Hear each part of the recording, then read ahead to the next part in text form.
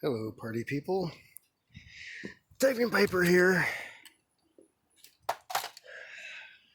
on a sunny Tuesday afternoon. Maybe you saw my previous video from this morning, but riots, looting, vandalism, you name it, it probably happened last night in town. And I just found out that we now have a curfew starting 7 p.m. tonight until 5 a.m. City is pretty much on lockdown. So yeah, I'm not even gonna go into the what was downtown. You can see my previous video to see it for yourself. But I did find out that a majority of the people who were arrested last night as part of the riot slash looting, they were from out of town, and they said that there was a group of cars filled with people who purposely drove into Kalamazoo to do this shit.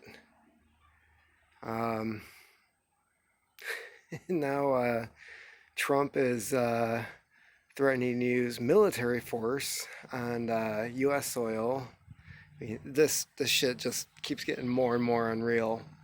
I mean, first it was just the pandemic and quarantine and stay home, stay safe, and now it's a whole nother world of it's a shit show. It's what it is. And we were hearing the rumors last night. Everybody's kind of whispering like, hey, stay home, don't go downtown, there's rumors of this or that happening. And it fucking happened. That's the first time, I've heard rumors of stuff around town and then absolutely nothing happens. No, that just changed my whole thinking on like, oh, what's gonna happen tonight? So I don't think anybody's really surprised, but this stuff seems to be organized one way or another. There was a report that I was looking at a couple hours ago that stated that teenagers in particular were getting text messages from numbers that they didn't recognize telling them where to go to riot and loot and what time to be there. I don't know what to think of that one. But I am honestly just not surprised at all. So at this point, some things that aren't making it to the news, small neighborhoods or subdivisions have started to basically lock themselves in. There's one suburb outside of Chicago where there's a few military vets that work there, and they got the community together and said, hey, there's 2 entries to this place. Let's set up some roadblocks. So they did. They've got 24/7 armed guards who are residents of those communities, making sure that anybody who goes in or out actually lives there. I have a feeling you're going to see more of that. Minneapolis, there's neighborhood watches that are set up where people are sitting on the corners, they have their phones. If they see a car that they don't recognize or is suspicious driving through the area, they take a photo and they get the license plate, and if shit goes down, they've got the information. Some things to consider, unfortunately. So personally, myself and a couple of friends, basically, we told each other like, hey, if anything starts going down in your area, let me know, or I'll let you know, and we can go from there. But in particular, one friend who doesn't live in the greatest of neighborhoods that I'm familiar with, I already told him, I was like, hey, shit starts going down, let me know, I'll load up, head over. Literally load up. So on a side note, there's this blackout happening on Instagram. I hate this groupthink bullshit. I've already had a couple conversations with people online about it, and I was like, isn't posting a black screen on Instagram, isn't that kind of like doing blackface, but on social media? Then I had one person tell me, well, aren't you sick of the status quo, dude? And I'm like, Twitter caused the Arab Spring. Twitter, that was how they organized, that's how they got their protest, actual protest, going and overthrew the Egyptian government. It almost happened with the Saudis and a few other shitty regimes that we could do without. But that was Twitter. Instagram, nobody's going to remember that shit. Personally, I think anytime somebody does something like that or they're participating, it's just to make themselves feel better. It's like, oh, hey, I stand in solidarity with what you're going through. But by the way, I'm not going to vote in the next election to make sure a douchebag doesn't go in that's going to take away your rights or not give a shit when somebody of your skin color dies. Because my vote doesn't count. Instagram does.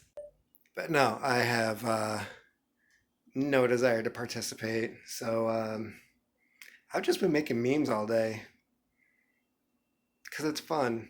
And that's what social media is really all about, is bitching about movies, sharing pornography with one another, and having fun at other people's expense. So, curfew is at 7. I heard that some people in Minneapolis,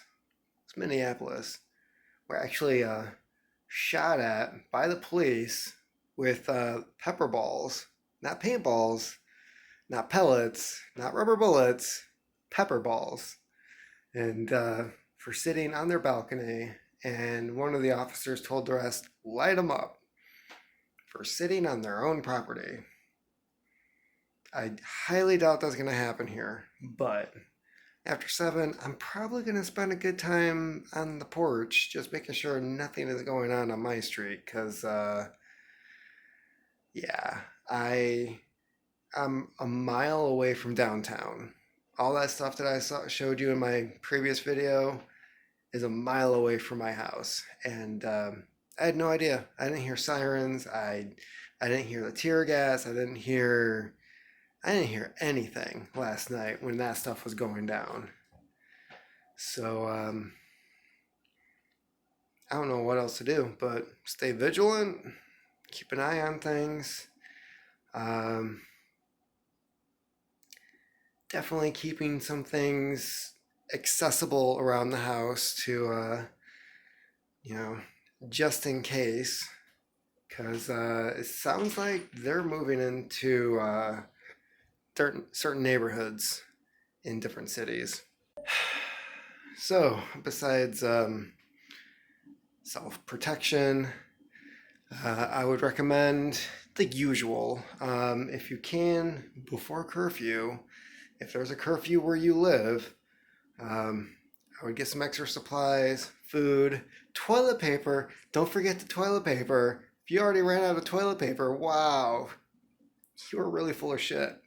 But no, really, I'd say food, water. You just don't know where this is heading. There was one instance where protesters tried to shut down the power and the generator to the 911 operating system for a city. That happened. So, whatever you need to make sure you can protect yourself, defend yourself, get out of harm's way, whatever, get it now. And if you don't own a firearm, good freaking luck, because there's certain cities right now where the stores themselves decided that they're going to take all the ammo, all the guns off the shelves, and they weren't selling them at all anymore because they didn't want the wrong people getting their hands on them, legal sale or not. One more thing, when I got home from making that video earlier this morning, there was arson too. There was a building that was set on fire on the north side. They said it was suspicious. Let's get real, okay? Building's been sitting there abandoned for years. they got booted out of downtown, and they were like, "Oh, hey, let's set this shit on fire." So they were also dealing with that this morning. And I'm guessing it is not over. Like any place that has instituted a curfew so far, it's not being followed. And like New York last night, Minneapolis, LA, San Diego, Washington, D.C. I'm not looking forward to tonight. So